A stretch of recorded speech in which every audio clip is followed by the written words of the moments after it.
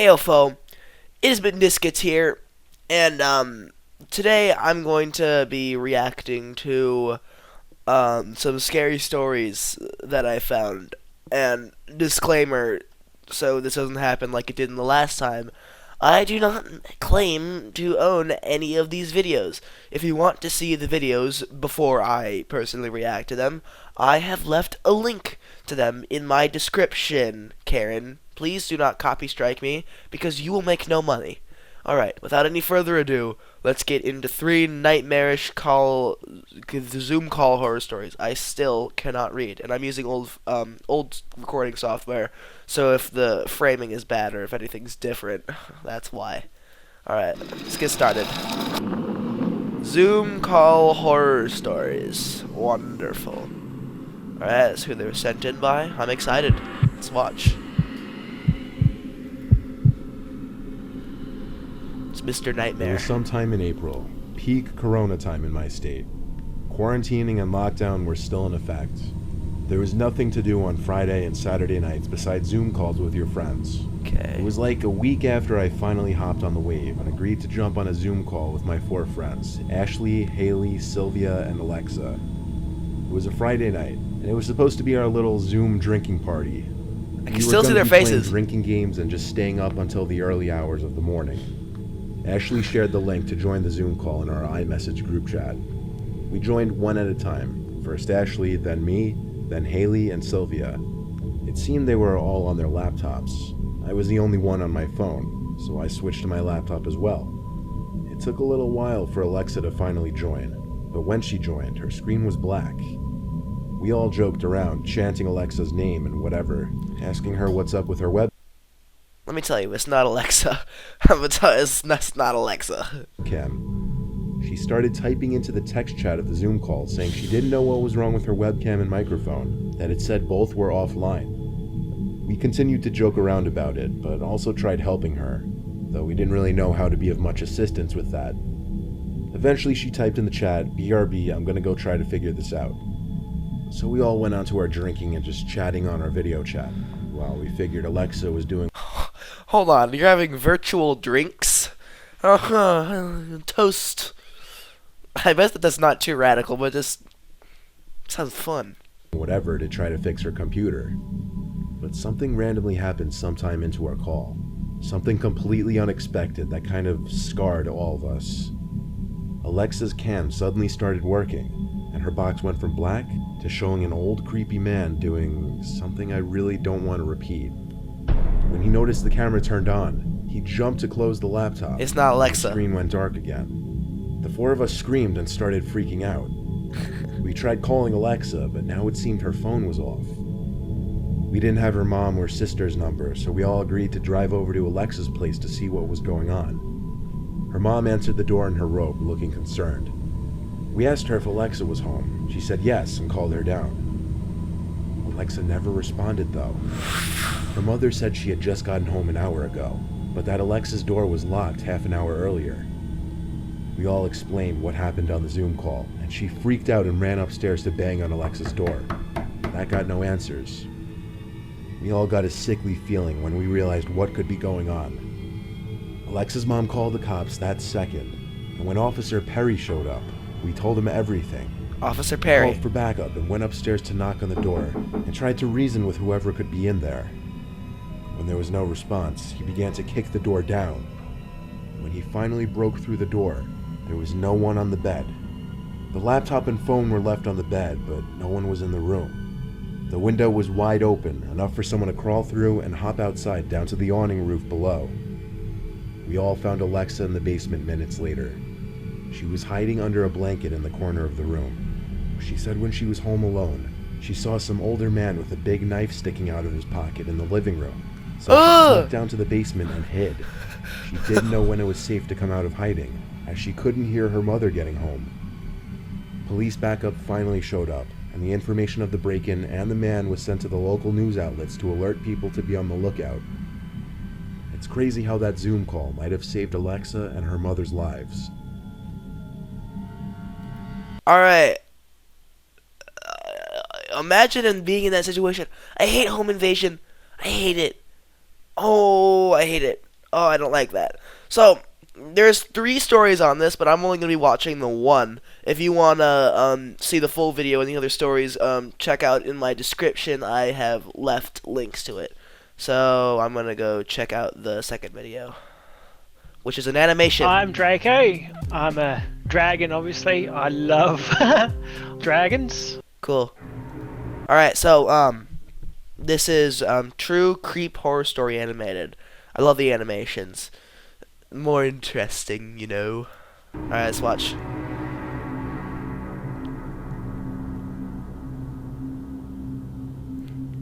I'm excited. I'm excited. This is a true story from when I was 18 years old. It still creeps me out just thinking about it. It all started when I was heading home from my friend Jason's house. It was about 3 a.m. in the morning, so it was pretty dark outside. I was walking towards a bus stop to catch the blue night bus that ran during after hours. My friend didn't really reside within a suburban area. He was more or less closer to the downtown region. That meant there were a lot of random weirdos strolling around the streets, which definitely made me a little uncomfortable, to say the least. They're uncomfortable. I have to sleep out here. Good one, Bald Joe. I decided to wait inside the glass shelter of a nearby bus stop, as I regretted my decision to take the bus this late at night as opposed to just calling an Uber. I couldn't help but notice the dozens of flyers stuck up on the glass of the shelter. They were scattered everywhere, all varying from different things like job postings, rooms for rent, that kind of thing. There was this one flyer that really caught my attention. It was a picture of an older gentleman doing a peace gesture with his left hand. The title of the posting was called, "Easy $300 in One Day, Call Me." I decided to read further into the flyer, as the thought of making an easy $300 in one day seemed like a bargain one couldn't refuse. The flyer had a description which read, "If you are looking to make a quick $300, then you've come to the right place. This job entails the assistance of cleaning/chores for a period of 12 hours. Call my cell phone and the details provided below if you're interested. Easy. Regards, Philippe." I was a part-time college student, so any extra money would have definitely been beneficial to me. I decided to take a plunge at the opportunity, so I took a picture of the flyer as I see a night bus arriving towards my stop. As I boarded the bus, I refrained from calling the job posting as I didn't want to wake the employer up, so I ultimately decided to text the number instead.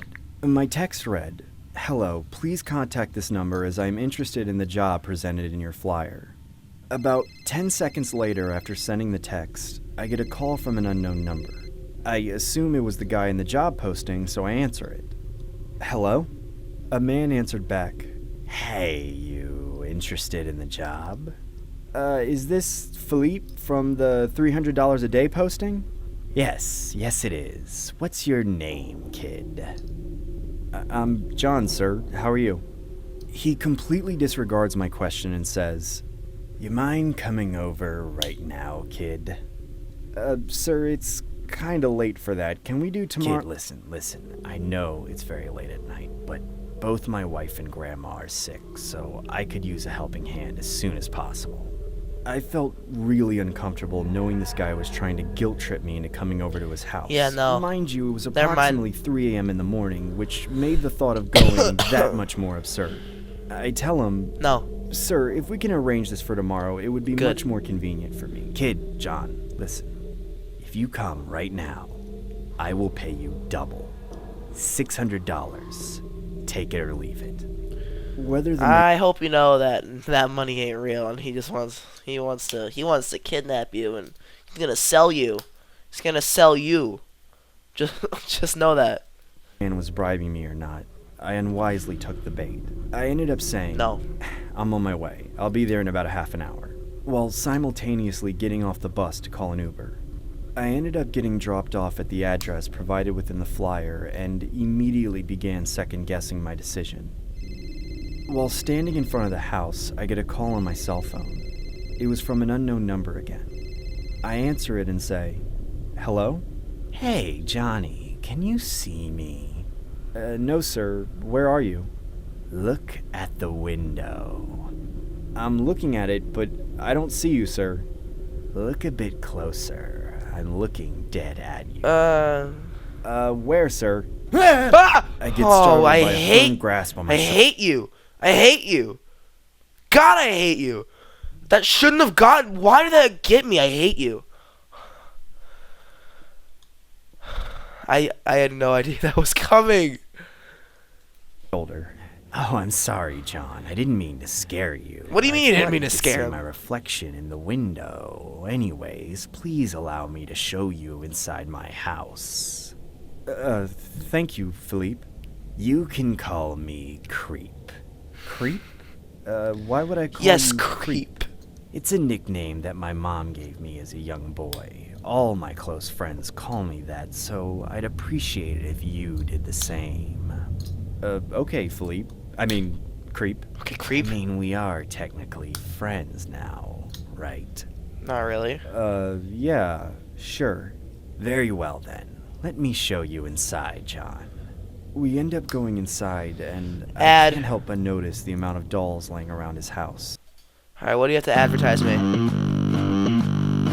People judge you here, not for who you are. Goodbye. It honestly looked like he was a hoarder that had an obsession over dolls. I decided to ask him, why do you have so many dolls? It's just a collection that I've accumulated from my childhood. Aren't they precious, John? I've built a special bond with these guys. I'll never feel alone again, you know? At this point, I was pretty convinced that the name Creep was actually his biological name due to the creepy vibes he was giving off. Yeah. I see. Well, what exactly does this job entail? Well, for starters, my grandma and wife are unfortunately ill, so I have to take care of them since they're in bed all the time. If you don't mind me asking, what's wrong with them? Well, my grandma has Parkinson's, so she's unable to function without my assistance. My wife sadly got into a tragic car accident after her dance rehearsal. She's pretty much paralyzed in her legs and can't walk, so I now have to take care of her as well. Oh, I'm sorry to hear that. She was so beautiful before the accident. I'm unbelievably lucky to be with such a beauty like her. She was beautiful. Not anymore, though. She's not beautiful no more. We got married and had about 100 people there. It was the best wedding ever. Sorry if I'm getting carried away. No worries. What would you like me to do for now? You can start by vacuuming the house. Just don't go inside the bedrooms, because that's going to disturb my grandma and wife's sleep. A couple minutes later, I began 'Cause vacuuming they the exist. hallway upstairs. The bedroom doors were slightly open, so I could vaguely view the inside of it. I remember seeing a glimpse of a woman sleeping on a bed, which I assumed to be his wife. It was unfortunate to see her like that, as she was quite beautiful from what I was able to see.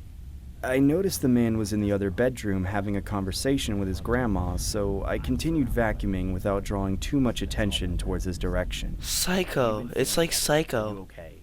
The next part of the story is what sends chills down my spine. The man asked me to put the vacuum down and meet his grandma. As I approach the inside of the bedroom, I see a creepy life-size doll laying I on the knew bed. it. I It was like Psycho. unhesitatingly ask him, where's your grandma? John, don't be rude. This is my grandma. I felt my heart fall to my stomach when he said that. I honestly wanted to get the hell out of there, but I didn't want to potentially put my life in danger, so I just went along with it and said, Nice to meet you. He then said, my grandma thinks you're really handsome and you should come over more often. Sure, I'll definitely come over more often. My grandma wants me to grab her some McDonald's. Why don't you continue vacuuming the place while I do that? Sure, sir.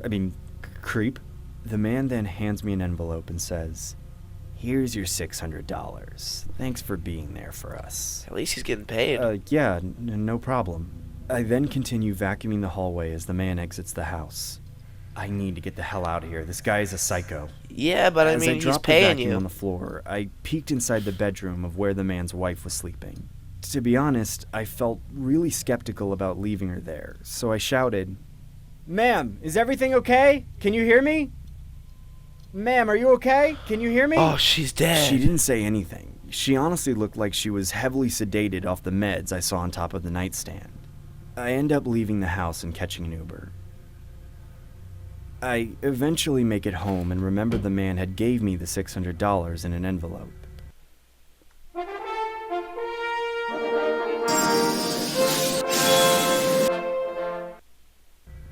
Thank God I made it out of there. At least I made an easy $600.